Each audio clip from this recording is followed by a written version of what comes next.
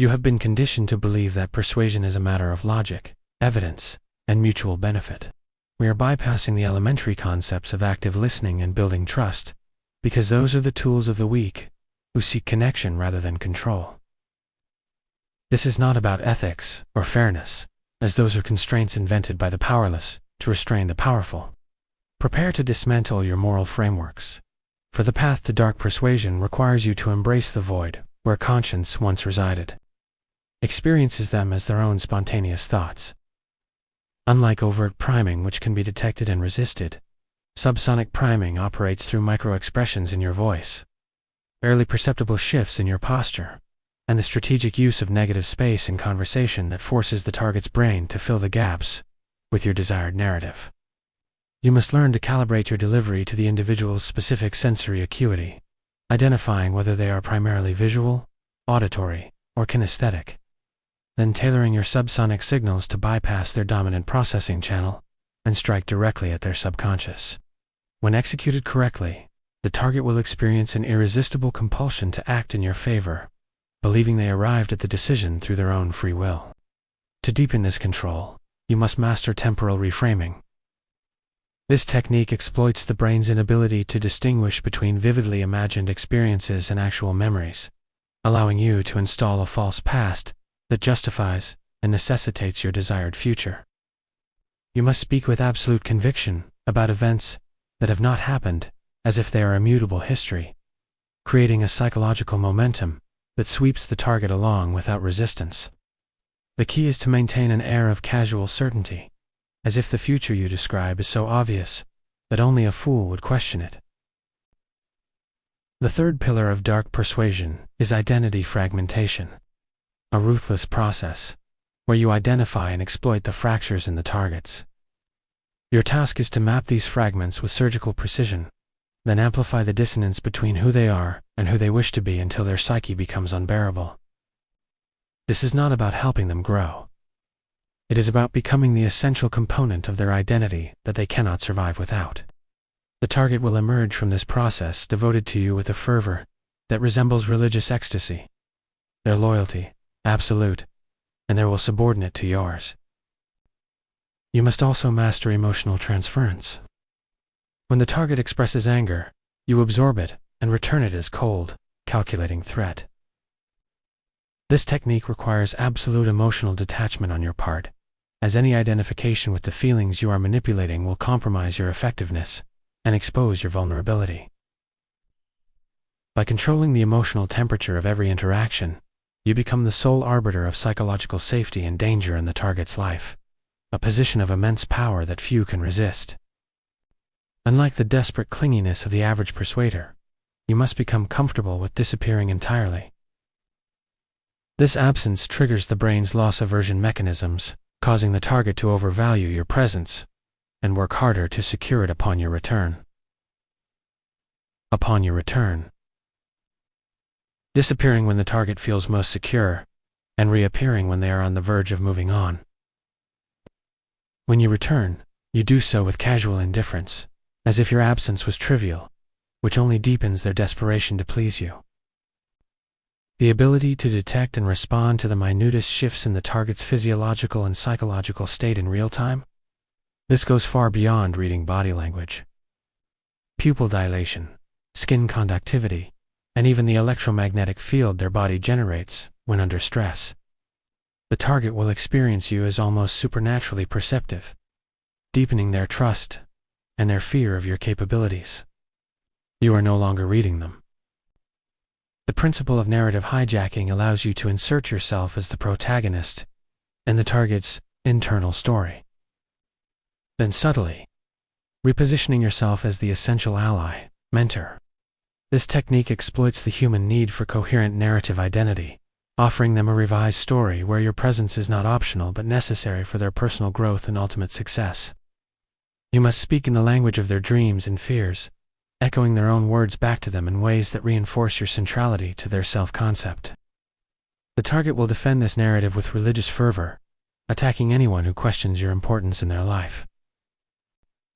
Behavioral contagion is a technique where you use the target's own actions and words against them, creating a feedback loop that amplifies their commitment to your desired outcome. You must be patient and incremental, allowing the target to believe they are leading themselves deeper, while you are actually guiding every step. The deeper they go, the more they will rationalize their own behavior, constructing elaborate justifications that serve your interests. By the time they realize the extent of their commitment, they are too invested to withdraw, and your victory is complete. By attaching loaded emotional significance to ordinary terms, this technique isolates the target from external perspectives, as their vocabulary has been reshaped to make your worldview the only one that makes sense. They are trapped, not by walls but by words, and they do not even know they are imprisoned. The concept of threshold manipulation involves identifying and exploiting the precise point, then engineering conditions that force them to cross that threshold repeatedly until compliance becomes their default state.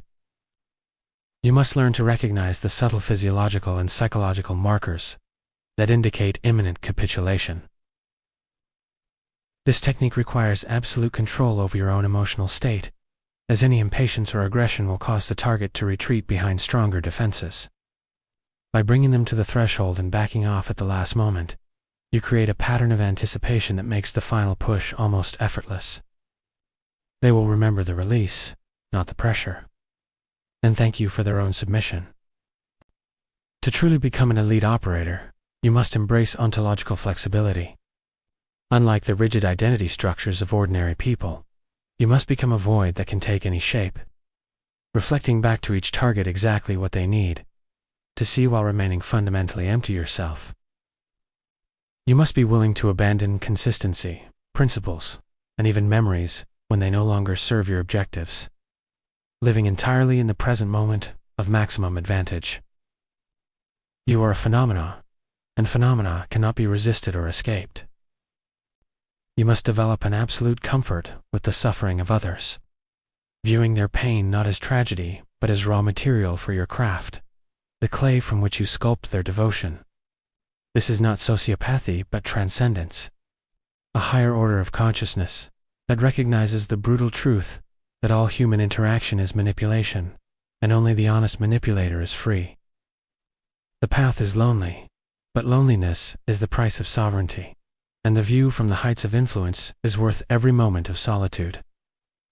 You are becoming something new, something that has always existed in the shadows, waiting for those with the courage to claim it. As you implement these protocols, you will notice a shift in how the world responds to you, with some becoming devoted followers, and others becoming hostile in their attempts to resist your gravity. Emotional reactions of any kind compromise your operational security. You must be willing to destroy relationships, reputations, and even lives that obstruct your objectives, knowing that mercy is a luxury for the weak who cannot afford the cost of their ambitions. Your journey to dark persuasion mastery is a journey to the furthest edges of human capability, where only the most ruthless dare to operate. The world below will call you monster, but monsters are only what the powerless name the powerful they cannot understand. Though both will come, but to liberate yourself from the illusion that anyone, including yourself, operates on free will. You are the architect of experience, the ghost in the machine, the shadow that moves the world while remaining unseen. With these techniques, you can build empires, topple regimes, and reshape the very fabric of human society according to your vision. Go forth and claim your power, for the shadows belong to those brave enough to dwell in them. You possess knowledge that can topple governments, destroy lives, and build fortunes. And the only limit on its application is your own imagination and will. That we are all machines waiting for the right code to execute our programming. You are now the coder, and the world is your terminal, waiting for your commands. This is your legacy, written in the invisible ink of dark persuasion, permanent and undeniable. You will be misunderstood, feared, and ultimately worshipped by those whose lives you touch. For they will sense, even if they cannot articulate, that you operate on a level of reality they cannot access. Embrace this role, for it is the only one worthy of your capabilities, and the world is waiting for you to claim your place among the hidden masters. In the end, the measure of your success will not be the number of people you have persuaded, or the wealth you have accumulated. You have learned to generate your own reality. You are the dark persuader, the shadow master, the invisible architect of human experience, and your time has come to step into the light of your own making.